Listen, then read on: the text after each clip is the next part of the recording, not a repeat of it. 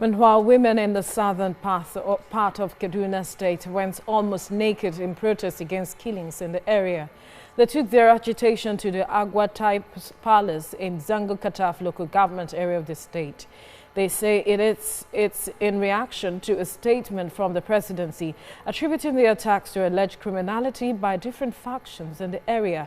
The women say the president has been misinformed about the situation there. They want the paramount ruler to take their cry to the appropriate quarters. The women say they are afraid of what tomorrow holds for them and their children. Security expert Kabir Adamu joins me now via Skype to talk more on the southern Kaduna killings and insecurity in the northwest. Thank you for joining us on the news. Thank you for having me. Good afternoon. Thank you very much. Now, from the statement made by the presidency, talking about it is revenge killings, mutual violence, and the activities by criminals who are carrying out these activities on religious grounds. As a security expert, is that what you see? Because this reason given by the government led to the women protesting almost naked. Firstly, I would like to state that my heart goes out to all the victims, their loved ones, and every well-meaning citizen of Nigeria who is definitely concerned about the developments in southern Kaduna as well as several other parts of Nigeria. Now, as a security expert who has studied and analyzed the circumstances in southern Kaduna, there is a history as far back as the Zango-Kataf incidences, which is more than a decade ago, and then of course into the recent developments there.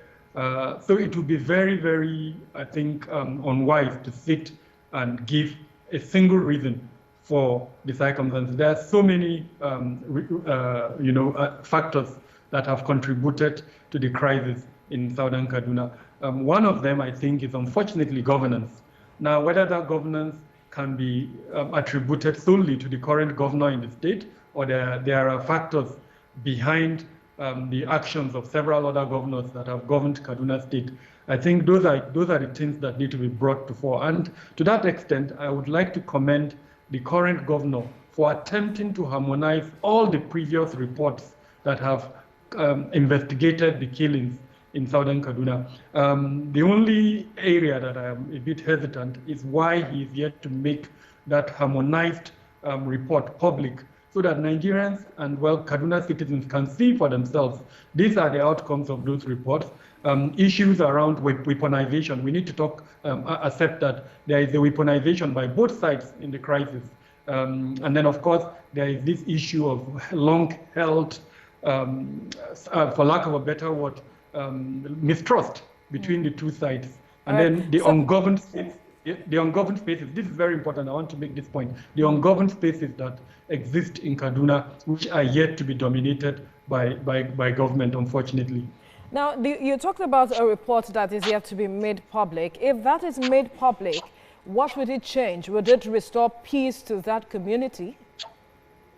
The women who protested, they are protesting based on a grievance, and their grievance, if I would say, they believe in that grievance.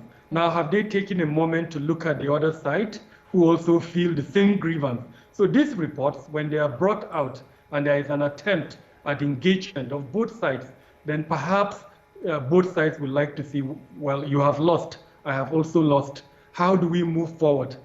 Are we going to hand over to our generation this type of mistrust and hatred and anger? If that is the situation, what will be the consequence? So I think this is what the importance of making public those reports, objective investigations that have pointed fingers or hands to those that are behind the conflict, and more importantly, taking measures, especially where there is the need for punitive measures against those. Let me quickly ask you this question before we let you go. Do you think that the traditional institution is playing its role and championing the cause for peace in these communities from what you have seen? Based on my interaction with several traditional rulers, I would say yes.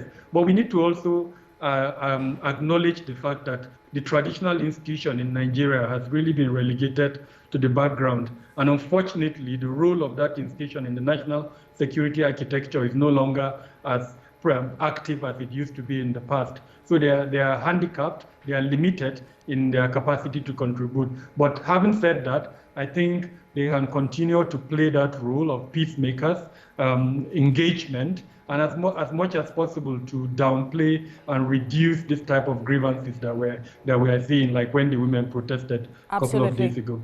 Absolutely. Thank you, Kabir Adamu, for your time on the news.